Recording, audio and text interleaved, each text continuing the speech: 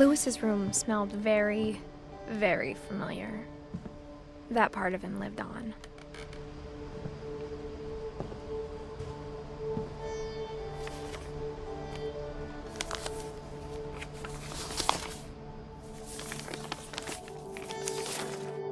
Dear Mrs. Finch, as Lewis's psychiatrist, I can understand your desire for an explanation. As I see it, the trouble began in January, shortly after we convinced your son to seek treatment for substance abuse. Newly sober, I believe Lewis first noticed the monotony of his daily life.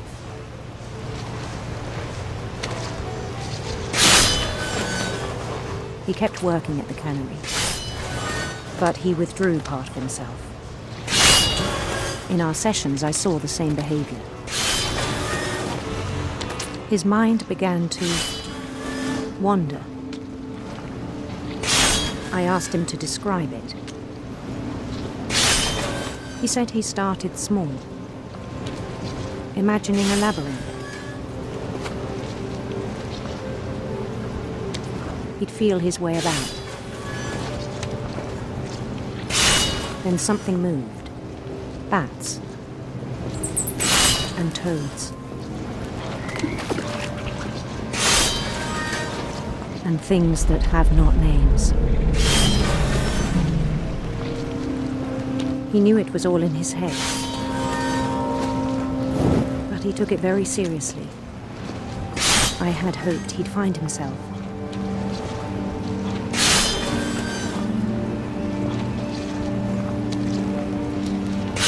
But he found something more. I worried about him then, daydreaming at the cannery. I spoke with his boss, but he said Lewis had become a model employee. Methodical, tireless, focused. Like a whole new Lewis. So I let him go on.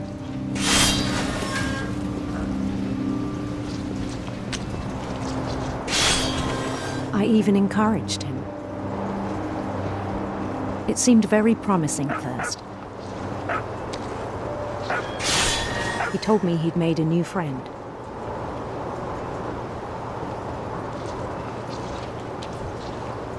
On the edge of a city he named Lewis Topia.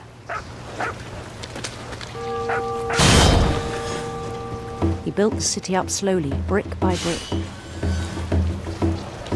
Then he made musicians.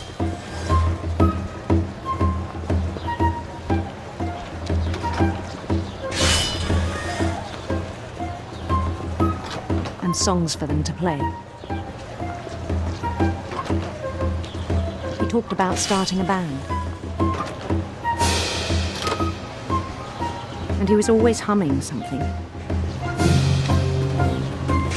Every day his imagination grew stronger.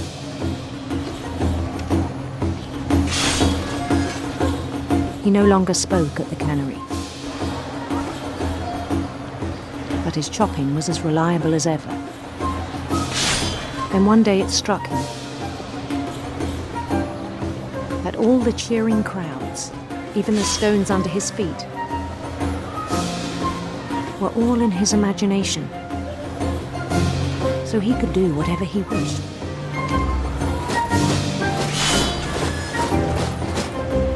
He held an election for mayor. And he won. They begged him to stay, but his mind was already wandering. It became a game for him.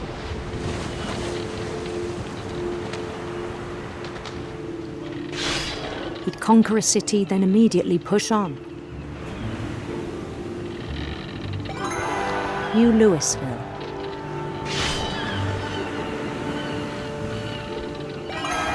St. Louis. He started drifting away from our reality.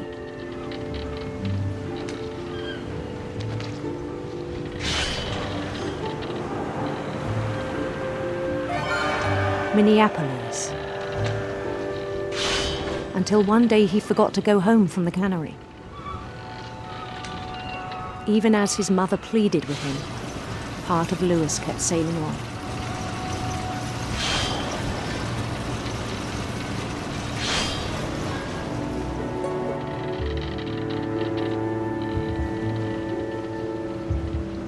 In Lewisburg, he heard rumours of a handsome queen.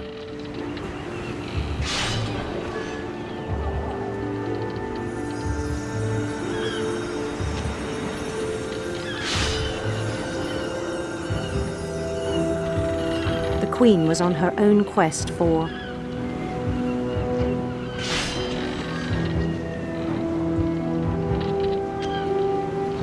sinister serpents.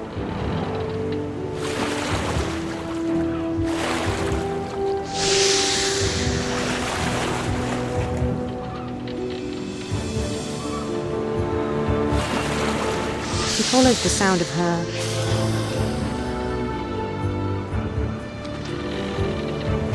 silver harp.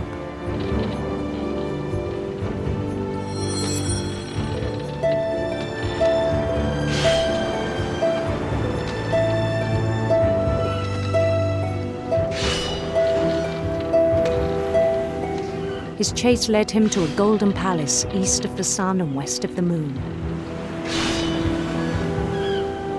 Even then, his logic remained sound. He knew the world was all in his imagination.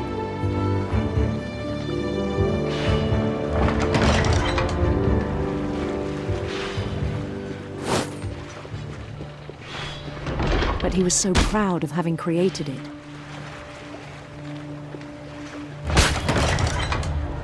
In his own eyes, he'd become something greater than a king.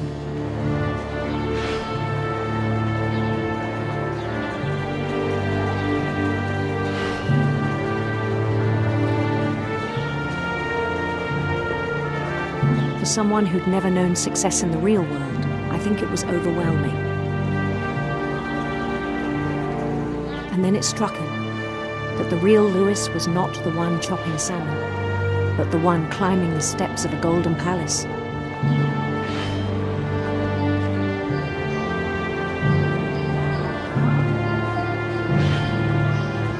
My imagination is as real as my body, he told me.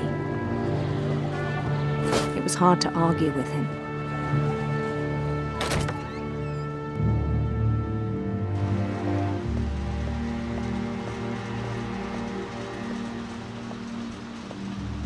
He began to forget the world we know.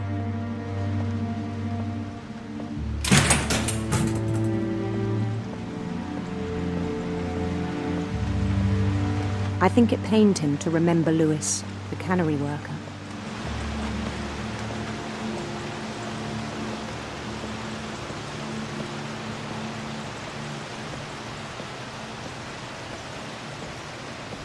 He began to despise the man with a royal contempt.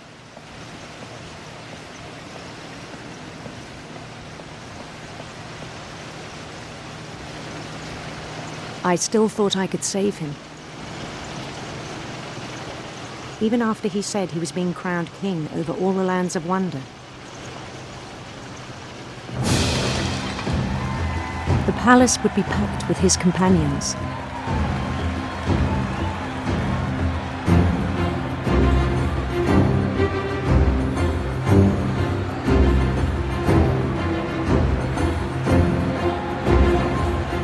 Including the wise Calico who'd insisted on inviting him.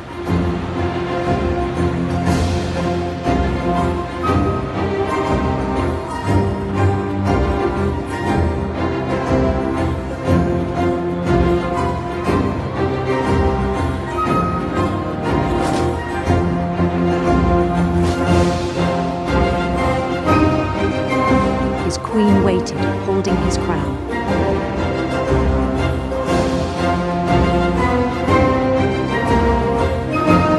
There was only one thing left to do.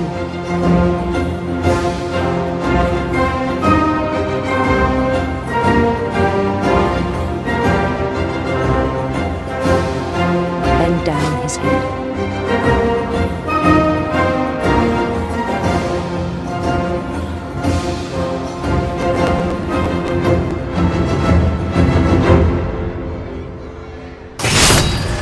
rest I think you know. Mrs. Finch, your son was a kind man who will be missed by all of us who knew him.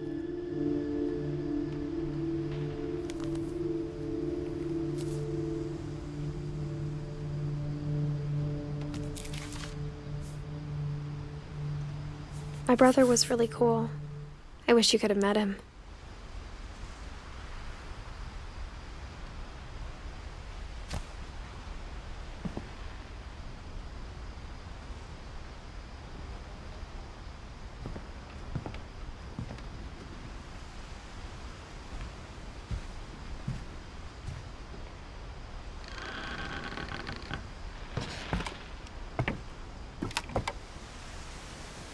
On the way back from Lewis's funeral, my mom told me to start packing.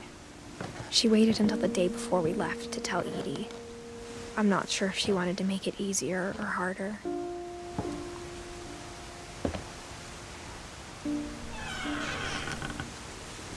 I wish we'd stayed.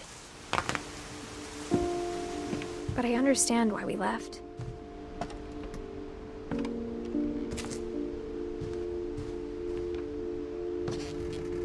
My mom ended up leaving everything behind. What happened that night had been coming for a long time. Maybe it should have come sooner.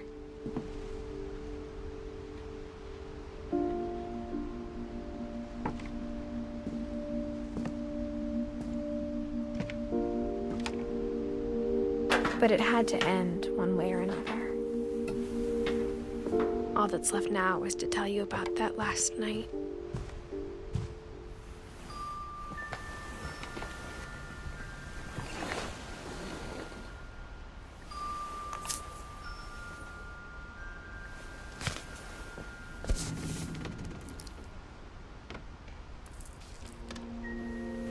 That whole last day, Edie just watched us pack and didn't say a word. Until supper, when she raised her glass and said, "To our final night together, and all our final nights apart." Grandma, you know what I said about alcohol. Some of your medications are very Edith, specific. I left a present for you in the hallway. Why don't you go open it? The grown-ups have to argue now. I'm sorry, you're right. We're all leaving tomorrow. Let's just enjoy our last... I'm not leaving. Edith, you're excused.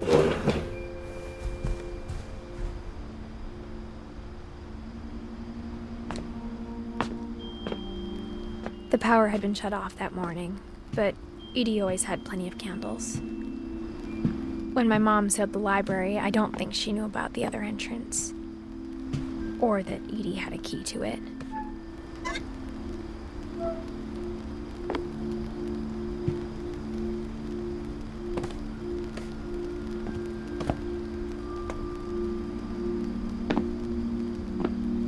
The thing you're afraid of isn't going to end when you leave the house.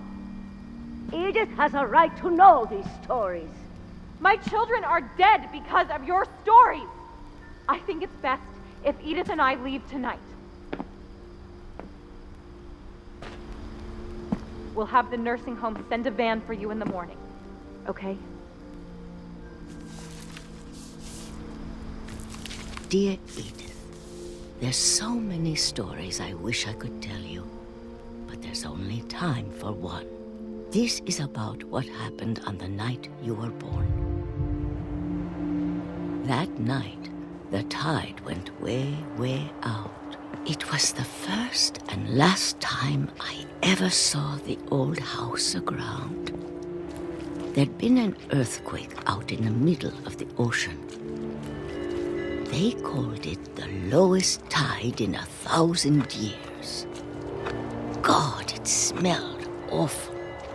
You know, I've seen that house every day of my life.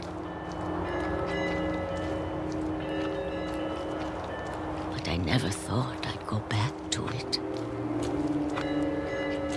When the fog rolled in, I lost my way.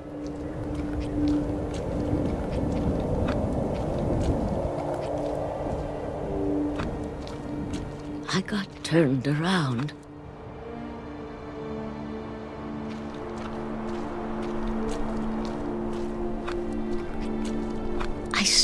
started seeing things.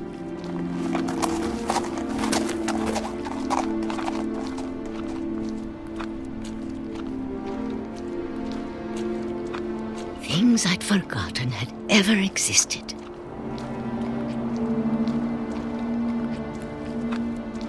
But when I saw them, they felt like old friends. That night, a lot of things came back to me. Or maybe I came back to them.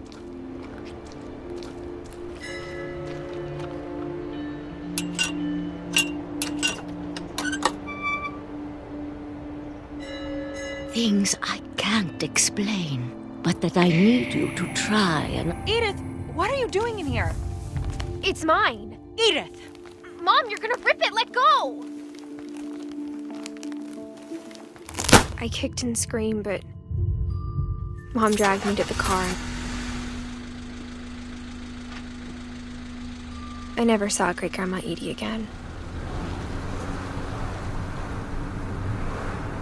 The next morning, the van came to pick her up, but she was already gone. After that, we moved around a lot.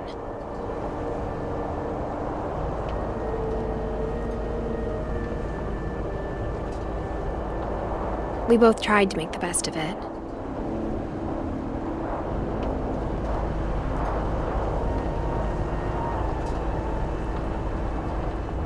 A few years went by.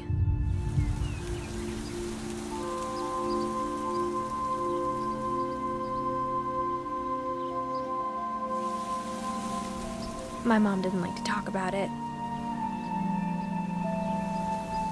But she started getting sick a lot. The rest happened pretty quickly.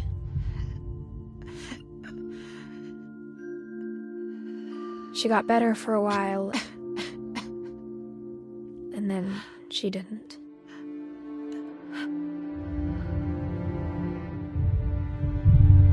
And then I was alone. The last Finch left alive.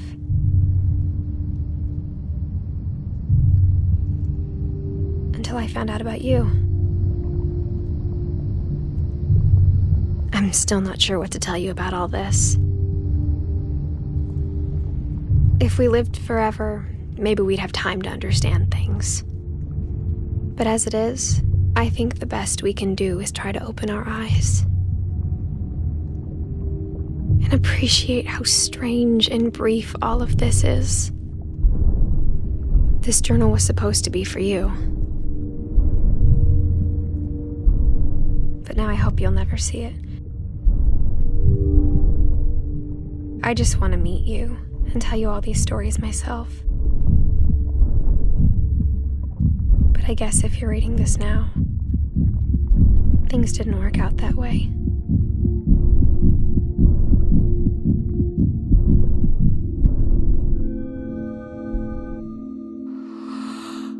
This is where your story begins. I'm sorry I won't be there to see it. It's a lot to ask, but I don't want you to be sad that I'm gone. I want you to be amazed that any of us ever had a chance to be here at all. Good luck.